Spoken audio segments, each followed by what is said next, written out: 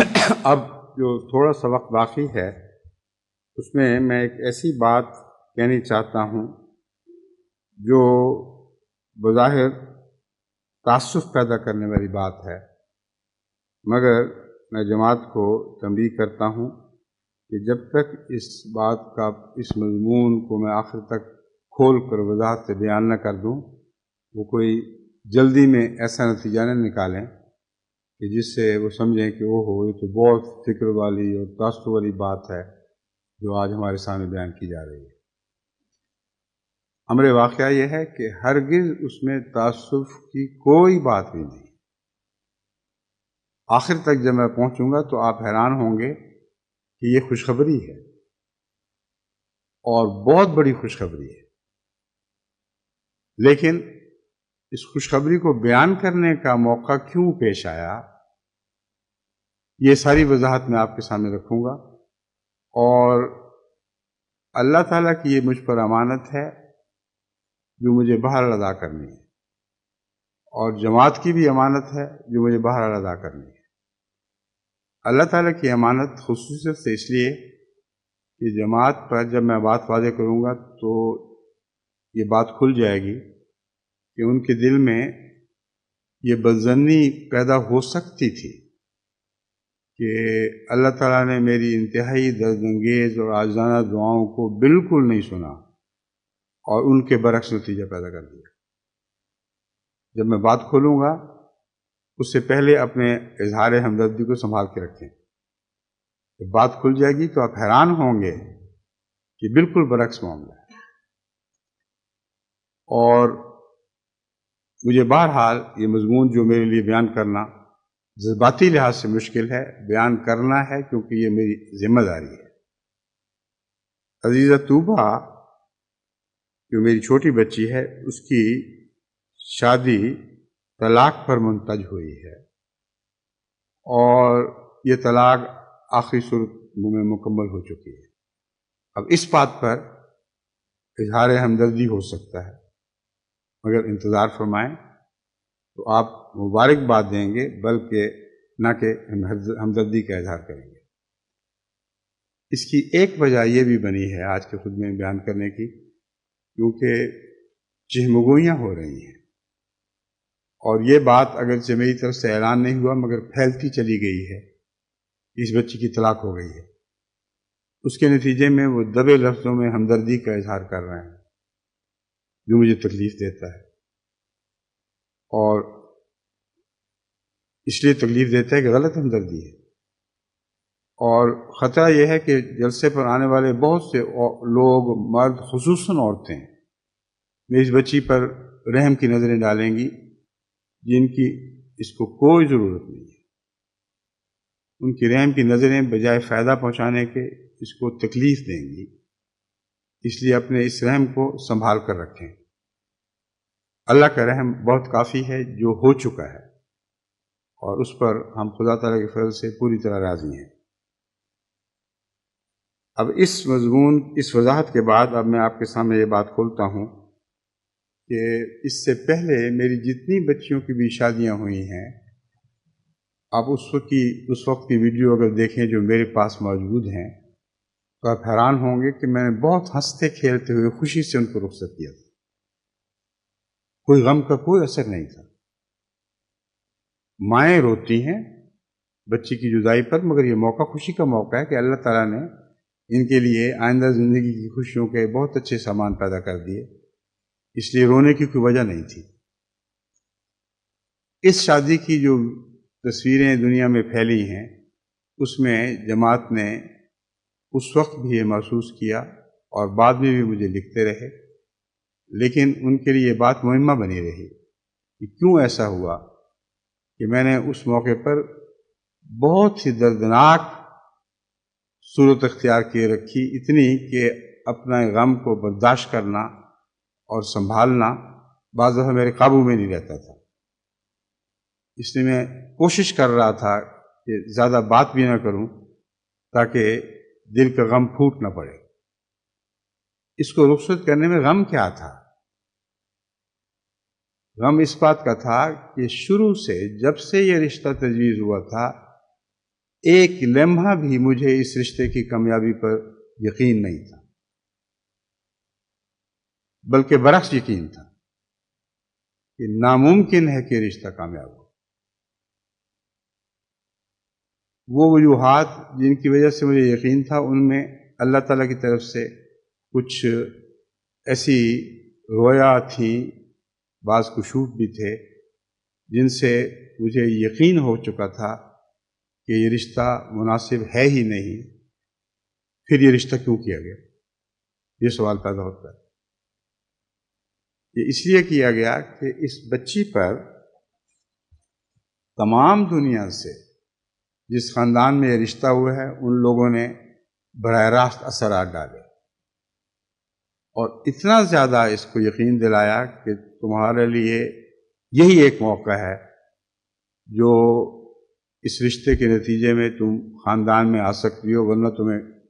خاندان کا کوئی رشتہ نصیب نہیں ہو سکتا۔ اب اس بچی کو دل میں یہ طبی خواہش تھی کہ حضرت مسیح علیہ السلام کے خاندان ہی میں بیائی جاؤں، اور یہ جو دباؤ تھے اس کی وجہ سے ایک لمبا عرصہ سخت کرب میں مبتلا رہی۔ آدھی آدھی رات کو مجھے اٹھ کے جگاتی تھی، میں کیا کروں، مجھے کچھ سمجھ نہیں آیا۔ خواب میں بھی اللہ تعالیٰ نے تنبیہ کی تھی، لیکن اس کے باوجود سمجھتی تھی کہ جو کچھ میرے سامنے بیان کیا جا رہا ہے وہ میرا مستقبل اب یہی ہے، میں کسی اور جگہ جا نہیں سکتی۔ اور اتنا زیادہ یقین دلایا گیا تھا کہ ہم سب اس بات کے ضامن ہیں کہ تم خوش رہو گی، اپنا گھر بنا کے رکھو گی، گھر میں راج کرو گی، کہ ان باتوں نے اس کو بہت زیادہ اس رشتے کی طرف مائل کر دیا اور میرے لیے ایک روک تھی۔ باوجود اس کے کہ اللہ تعالیٰ کی طرف سے مجھ پہ دل پر یہ قطعیت کے ساتھ یہ بات گاڑ دی گئی تھی پہلے دن سے ہی،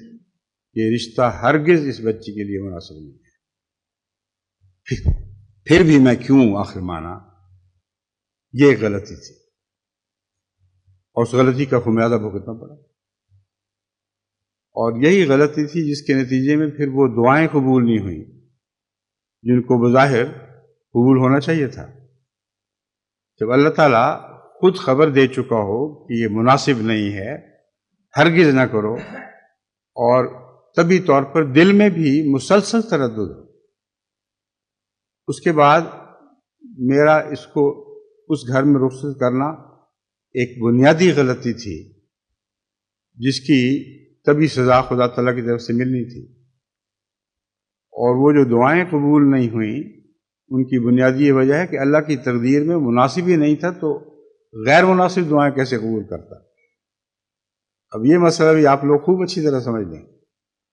کہ بعض دفعہ دعائیں اس لیے قبول نہیں ہوتی کہ اللہ کے نزدیک ان کا قبول ہونا مناسب ہی نہیں ہوتا۔ خواہ کتنے درد و گریہ زاری سے آپ دعائیں کریں، وہ کوڑی کے بھی اثر نہیں دکھائیں گی۔ اگر اللہ آپ کا ہمدرد ہے تو فیصلہ وہی فرمائے گا جو آپ کے لیے بہتر ہے۔ تو یہ سارا جھگڑا تھا جس کو کھولنا جماعت کو ضروری تھا، ورنہ اس وقت کی آپ ویڈیو دیکھیں جو کئیوں کے پاس محفوظ ہوگی تو ایک عجیب سا نظارہ دکھائی دے رہا ہے۔ ساری دنیا مجھے اس وقت دیکھ رہی تھی کہ یہ شادی یونیک ہے، یعنی جب سے دنیا بنی ہے، جب سے تک دنیا رہے گی، ایسی شادی دوبارہ نہیں ہو سکتی۔ اور اس بات میں یونیک کہنے میں ان کی وجہ یہ تھی کہ جس درد کے ساتھ، دعاؤں کے ساتھ اور نغمات کے ساتھ میں نے اس کو رخصت کیا، اس نے ایک عجیب سما بنا دیا تھا، ایسا سما بنا دیا تھا جس سے جماعت بے انتہا متاثر تھی، لیکن حقیقت حال نہیں جانتی تھی۔ وہ سمجھ رہے تھے میں اس لیے رو رہا ہوں، اس لیے میرا دل قابو سے نکلا جا رہا ہے کہ میری بچی رخصت ہو رہی ہے اور دوسرے ملک میں جا رہی ہے۔ ایک ذرہ بھی اس کا سچا نہیں۔ جہاں مرضی جاتی، اگر خدا کی طرف سے مجھے یقین ہوتا کہ یہ رشتہ اچھا ہے تو ناممکن تھا کہ میں اس کرب و بلا کا اظہار کرتا جو مجھ سے ہوا۔ بس ان لغبات نے جو تاثر پیدا کیا اس کی وجہ سے سب دنیا سے خط آ رہے تھے، اور جب یہ بھنک سی پھیلی ہے پھر اس کا ذکر بند ہو گیا، مگر وہ ویڈیوز لوگوں کے پاس محفوظ ہیں۔ بڑا عجیب سا نظارہ ہے، بچیاں خوشی سے گیت گا رہی ہیں، اور ان گیتوں میں سے خوش ہونے کی بجائے میں اور زیادہ رنجیدہ ہوتا چلا جا رہا ہوں۔ اور پھر خصوصیت سے جو میرا دعائیہ کلام تھا اس نے لوگوں پر بہت اثر کیا۔ اس دعائیہ کلام میں میں نے دعا دی کہ تم اس گھر میں بھی راج کرتی تھی، اس گھر میں بھی راج کرو، ان کی بھی رانی بنی رہو جیسے اس گھر میں رانی تھی۔ میں نے اس میں کہا اے آصفہ کی جان خدا حافظ ناصر۔ تو اس کی مرحوم ماں کا حوالہ دے کر سوچا کہ شاید اس طرح اللہ تعالیٰ رحم فرما دے، لیکن یہ کوئی حوالے کام نہیں آئے، نہ آنے چاہیے تھے، کیونکہ جیسا کہ میں نے عرض کیا ہے خدا کے نزدیک یہ غلط بات ہو رہی تھی۔ اس لیے جو مرضی میں حوالے دیتا، جتنی دردناک نظمیں لکھتا، ان کا کوڑی کے بھی اثر نہیں پڑنا۔ وہ نظم اپنی جگہ اب بے شک سنیں،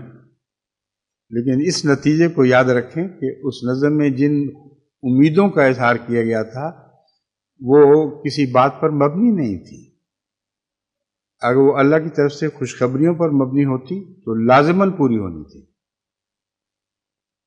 وہ خوشخبریوں پر مبنی نہیں تھی، اس لیے نہیں پورا ہونا تھا۔ اس لیے پہلے دن سے لے کر آخر تک حیرت انگیز بات ہے کہ رخصت کے وقت تک میں اس خاندان کی منتیں کرتا رہا، خدا کے لیے اس بچی کو نہ مانگو، کیونکہ میرے دل میں اللہ نے یقین ڈال دیا ہے کہ رشتہ کامیاب نہیں ہو سکتا۔ یہ فائلیں بھری پڑی ہیں میرے پاس۔ سب سے پہلے جب تجویز ہوا تو میں نے منت کی کہ خدا کے لیے اس بچی کو نہ لے کے جاؤ، کیونکہ میں جانتا ہوں یہ کامیاب نہیں ہو سکتا، ناممکن ہے کہ یہ کامیاب ہو، تو کیوں اس بیچاری کو خراب کرتے ہو؟ وہ یہی اصرار کرتے رہے، بلکہ جیسا کہ میں نے بیان کیا ہے مجھ پر جو دباؤ ڈالا جا رہا تھا وہ خط و کتابت کے ذریعے، وہ صرف پاکستان سے نہیں بلکہ دنیا بھر میں ان کے جتنے رشتہ دار ہیں وہ سارے مسلسل مجھے یقین دلانے کی کوشش کرتے رہے آخر وقت تک۔ کیوں کر رہے تھے؟ ظاہر بات ہے کہ ان کو پتہ تھا کہ میں ہرگز اس کا قائل نہیں، اور ادھر بچی پر یہ اثر ڈالا جا رہا تھا۔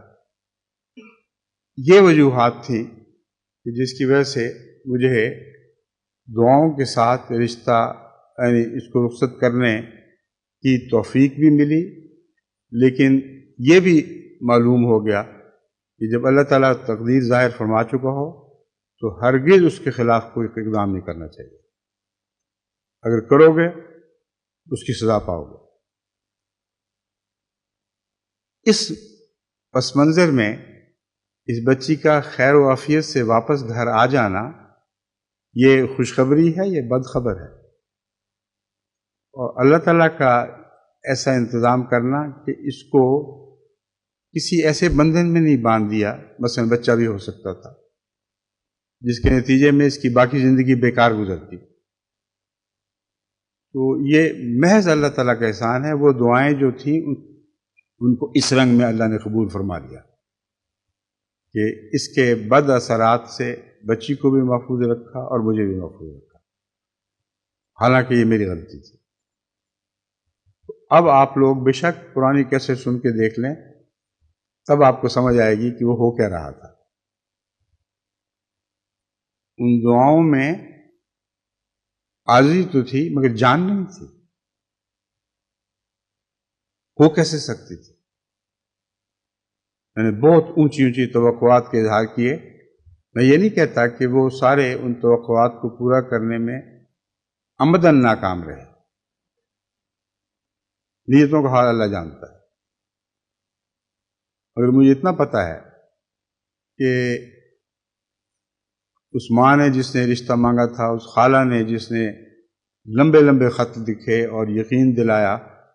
کہ آپ بالکل بے فکر ہو جائیں، یہ اپنا گھر ہوگا، اس پر راج کرے گی۔ یہ باتوں کو یقین کر لینا میری کمزوری تھی۔ یقین دلانے والوں کی نیت پہ میں حملہ نہیں کرتا۔ اس لیے جماعت کو یہ بتانا بھی ضروری ہے کہ ان کو بے شک عام تعلقات میں اسی طرح سلوک کریں جیسے پہلے ہوا کرتے تھے، کیونکہ اگر یہ جرم قرار دیا جائے جس کے نتیجے میں ان کو سزا ملنی چاہیے اور جماعت کو ان سے رخ پھیرنا چاہیے، تو اس کا مطلب ہے کہ نیتوں پر حملہ ہے۔ اس لیے نیتوں پر میں کوئی حملہ نہیں کر رہا، اللہ بہتر جانتا ہے۔ نیتوں کا حال اسی پر روشن ہے، اور وہ اگر چاہے تو بدنیتوں کے باوجود معاف فرما سکتا ہے۔ اس لیے میری التجا تو یہی ہے، اور یہی جماعت سے بھی میری درخواست ہے کہ ان لوگوں کے لیے بھی مغفرت ہی کی دعا کریں۔ ابھی جو مضمون گزرا ہے وہ مغفرت ہی کا تو مضمون تھا، تو اگر وہ مضمون ہم سمجھ نہ سکیں اور اپنے معاملات میں اس کا اطلاق نہ کریں تو پھر اللہ تعالیٰ سے بہتر مغفرت کی توقع بھی نہیں رکھ سکتے۔ اس لیے جہاں تک ہو سکے اپنے جذبات پر قابو رکھیں اور مغفرت کا سلوک کریں، اور آنے والے جتنے بھی جلسے پر ہیں اب وہ اس کے بعد اس نصیحت کو خاص طور پر پیش نظر رکھیں کہ ہرگز ایسی چہمگوئیاں نہ کریں جن کے نتیجے میں جگہ جگہ جواب دینے پڑ رہے ہوں۔ میں ابھی سے بات کھول رہا ہوں، اور عورتوں کی جو عادت ہے اس سے میں ڈر رہا ہوں۔ عورتوں میں یہ عادت ہے کہ ہائے بیچاری، وہ دیکھو یہ تو وہ بیٹھی، ہائے اس بیچاری کی شادی کامیاب نہیں ہوئی، تو بیچاری کیا، اللہ کا فضل ہے جو نہیں ہوئی، کیونکہ ہو سکتی نہیں تھی۔ اور تمہارے رحم کی نہ صرف یہ کہ ضرورت نہیں، بلکہ اس سے اس بچی کو تکلیف پہنچے گی۔ جب بھی کسی نظر کو دیکھے گی، کوئی یوں کر کے دیکھ رہی ہے، او ہو یہ تو وہی ہے، تو اتنا اس کا دل گھبرائے گا۔ تو اگر آپ واقعتاً مجھ سے محبت کرتے ہیں اور اس بچی سے پیار رکھتے ہیں تو اس بات کو ایسے دل سے نکال دیں جیسے کوئی واقعہ ہی نہیں گزرا۔ اس کو آزادی سے جلسہ منانے دیں، کھیلنے کودنے دیں، جہاں چاہے جائے، جہاں چاہے پھرے جماعتی نظام کے تابع، اور اس کو ہرگز اس طرح نظر انداز کر دیں جیسے کوئی واقعہ ہے ہی نہیں، بالکل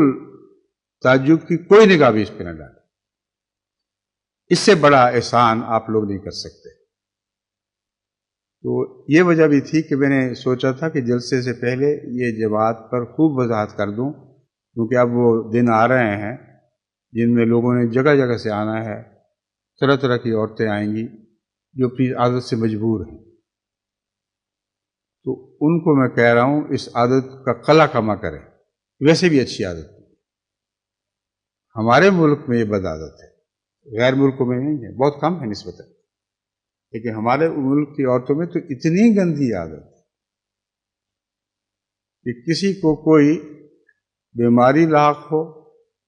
تو اس کو بھی اتنا بڑھا چڑھا کر دیکھتی اور بیان کرتی ہیں کہ اگر بیمار نہیں بھی تھا تو ان کی بار بار کی جو کیا کہتے ہیں اس کو،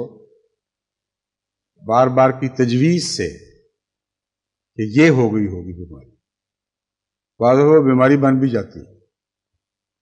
کیونکہ ہپنوٹک اثر ہوتا ہے، اس کو ہپنوٹزم کہا جاتا ہے۔ تو عورتوں میں یہ بیماری عام ہے، یہ صرف اس شادی کی بات نہیں ہے، ہر معاملے میں بے وجہ دخل دیتی اور سقراط حکیم بن جاتی، مشورے بھی بے شمار جو غلط، اور بیماری کا سمجھنا بھی غلط، اور غلط سمجھنے کی وجہ سے جب وہ بار بار اسی کا ذکر کرتی ہیں تو ایسے لوگ جو فطرتی طور پر نسبتاً کمزور ہوں ان پر اس کا اثر پڑ جاتا ہے۔ چنانچہ میرے تجربے میں ہے، اور ہومیوپیتھی کتابوں میں بھی ہمارے بکثرت یہ بات لکھی ہوئی ہے کہ سجیشن کو اگر ریپیٹ کیا جائے، بار بار ایک بات کو اصرار کے ساتھ کہا جائے، تو انسانی فطرت اس سے متاثر ہو کر اپنے دفاع کی طاقت کھو دیتی ہے، اور واقعتاً بہت گہری بیماریاں اس کے نتیجے میں پیدا ہو جاتی ہیں۔ تو یہ جو میں اس وقت جماعت کو سمجھا رہا ہوں، عورتوں کو خصوصیت کے ساتھ، اس معاملے کا صرف اس بچی سے تعلق نہیں، ایک ایسی بد عادت سے تعلق ہے جس کا دنیا کو بہت نقصان پہنچ چکا ہے، اور آئندہ بھی اگر عورتوں نے اپنی اصلاح نہیں کی تو نقصان پہنچے گا۔ تو اسی بہانے خدا تعالیٰ نے مجھے اس نصیحت کی بھی توفیق عطا فرما دی ہے۔ میں امید رکھتا ہوں کہ احمدی خواتین جس جگہ کی بھی ہے، وہ اپنے دل کو اور اپنی نظروں کو سنبھال کر رکھیں گی، بے ضرورت لوگوں کے معاملے میں دخل اندازی نہیں کریں گی، اور کتنا ہی دل میں جوش اٹھے وہ اپنے جوش کو دبا کے رکھیں گی۔ اپنی فکر کریں، اپنے بچوں کی فکر کریں، اپنے میاں کی فکر کریں، اپنے عزیزوں کی فکر کریں، وہ آپ کا حق ہے، اور وہ بھی ضرورت سے زیادہ نہ کریں، کیونکہ وہاں بھی اگر آپ نے ضرورت سے زیادہ فکر کیا تو اس کو نقصان پہنچے گا۔ بعض ماؤں نے اپنے بچوں کو اس وجہ سے نقصان پہنچایا ہے کہ ان کی ہمدردی کی وجہ سے ان کی بیماریوں کو بہت بڑھا چڑھا کر سمجھا، اور بڑھا چڑھا کر سمجھا، اور اس بچے پر گویا یہ ظاہر کیا کہ لوگ اتنے بیمار ہو۔ جب مجھے علم ہوا اور میں نے سختی سے اس بات سے روکا، تو آپ حیران ہوں گے کہ وہ بچے بالکل ٹھیک ٹھاک ہو گئے، ہر بد اثر سے باہر نکل آئے۔ تو جو باتیں میں عرض کر رہا ہوں، ذاتی تجربے کی بنا پر یقین کی وجہ سے عرض کر رہا ہوں، اور اس کے بعد میں اس خطبے کو ختم کرتا ہوں یہ امید رکھتے ہوئے کہ اللہ تعالیٰ آپ کو میری نصائح پر عمل کرنے کی توفیق عطا فرمائے گا، اور اب آپ کو یہ بات سمجھ آ جائے گی کہ کیوں ایک ذاتی مسئلے کو میں نے ایک خطبے کا موضوع بنا لیا۔